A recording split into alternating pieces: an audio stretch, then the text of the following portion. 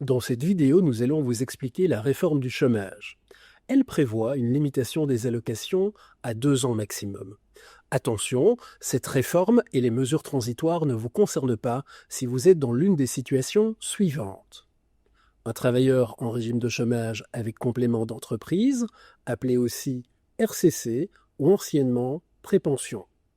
Un bénéficiaire d'allocations spécifiques dans le secteur des arts, un travailleur en situation d'handicap occupé dans un atelier protégé, un travailleur des ports, pêcheur de mer, débardeur ou trieur de poissons reconnu en chômage complet. Enfin, la nouvelle réglementation ne vous concerne pas non plus si vous avez 55 ans ou plus et au moins 30 ans de passé professionnel.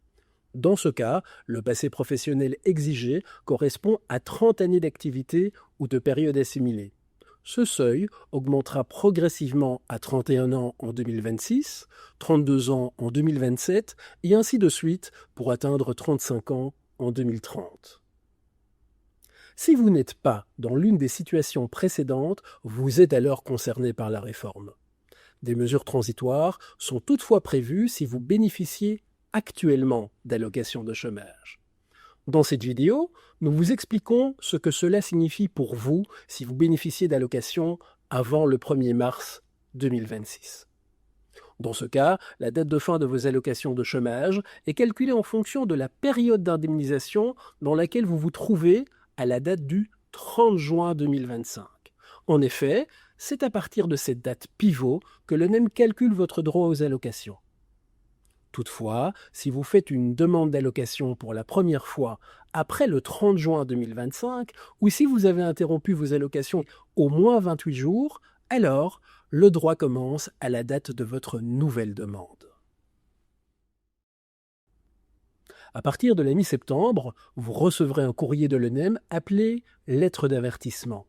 Cette lettre précise la date de fin de votre droit aux allocations.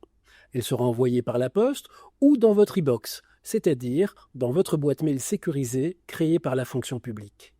Cette lettre indiquera aussi dans quelle période d'indemnisation vous vous trouvez. Si vous introduisez une nouvelle demande d'allocation de chômage pendant la phase transitoire, une date de fin de droit vous sera immédiatement attribuée. Pour une parfaite compréhension, sachez qu'il y a 3 périodes d'indemnisation. Dans la suite de la vidéo, nous vous expliquons ce que ça signifie concrètement. N'hésitez pas à regarder la partie qui vous concerne. Durant cette première période, vous avez droit à une allocation correspondant à un pourcentage de votre dernier salaire. Et dans ce cas, il y a 2 possibilités. La première, à la date du 30 juin 2025, si vous avez moins de 5 ans de passé professionnel, vous avez droit à 12 mois d'allocation de chômage. On y ajoute 1 mois supplémentaire tous les 4 mois travaillés jusqu'à un maximum de 12 mois. Prenons un exemple. Vous avez travaillé pendant 3 ans et vous vous êtes ensuite retrouvé au chômage. Vous avez commencé à bénéficier des allocations le 25 mars 2025. À la date du 30 juin, vous étiez donc en première période d'indemnisation avec un passé professionnel de moins de 5 ans. Vous avez donc droit aux allocations pendant 12 mois, c'est-à-dire jusqu'au 30 juin 2026. Mais vous avez également droit à 1 mois d'allocation supplémentaire pour toutes les périodes de 4 mois pendant lesquelles vous avez travaillé. Dans cet exemple, vous avez travaillé au total 3 ans.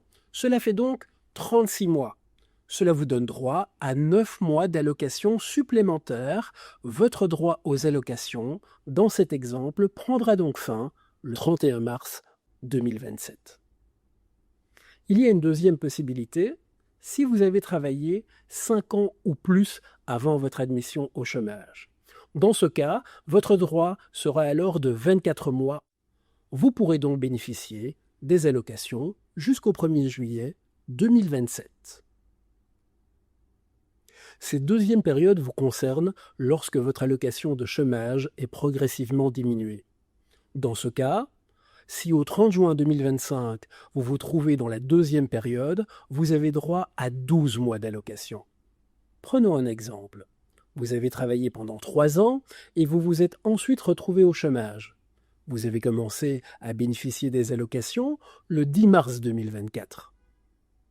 À la date du 30 juin 2025, la date pivot à laquelle on calcule votre droit, vous étiez donc en deuxième période d'indemnisation. Vous avez donc droit aux allocations pendant 12 mois, c'est-à-dire jusqu'au 30 juin 2026. Dans la troisième période d'indemnisation, vous recevez une allocation forfaitaire. Au 30 juin 2025, la durée des allocations qu'il vous reste varie selon votre ancienneté au chômage. Si vous comptabilisez un total d'au moins 20 années de chômage, votre droit aux allocations prendra fin le 1er janvier 2026. Si vous totalisez entre 8 et 20 années de chômage, votre droit aux allocations prendra fin le 1er mars 2026.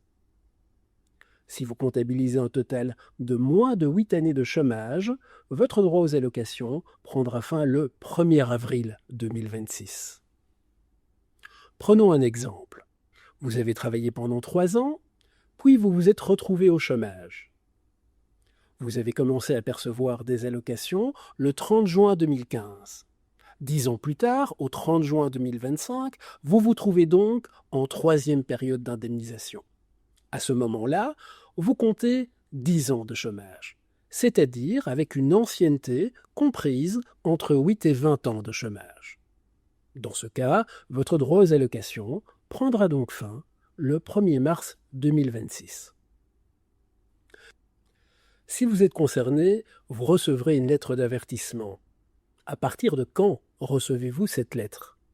Eh bien, si vous comptez au moins 20 années de chômage, vous la recevrez à partir de la mi-septembre 2025.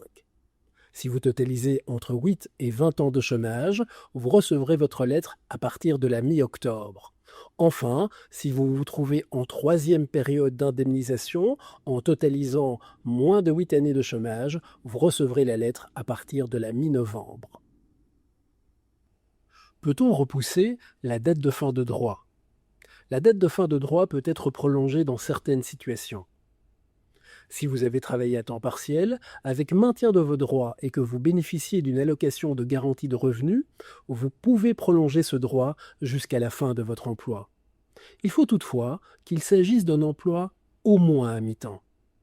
En conséquence, si vous travaillez au moins 19 heures par semaine ou la moitié d'un horaire à temps plein dans votre entreprise, et si vous continuez à remplir les conditions de cette mesure, la date de la fin de votre droit aux allocations de garantie de revenus sera repoussée.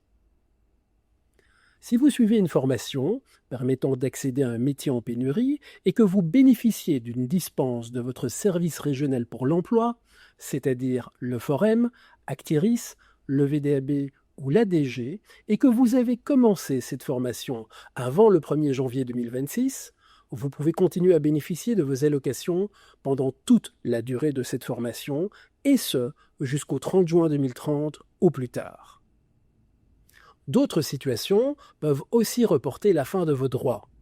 Par exemple, sous certaines conditions, une occupation à temps plein ou à temps partiel sans allocation, ou un congé pour aidant proche.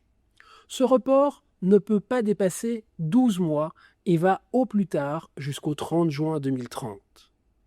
Pour toutes ces situations, ainsi que les conditions correspondantes, nous vous invitons à consulter les fiches d'information sur notre site web.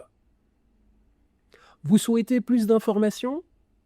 Si vous avez des questions sur votre situation personnelle, prenez contact avec votre organisme de paiement, c'est-à-dire, dans votre cas, la CAPAC ou le syndicat.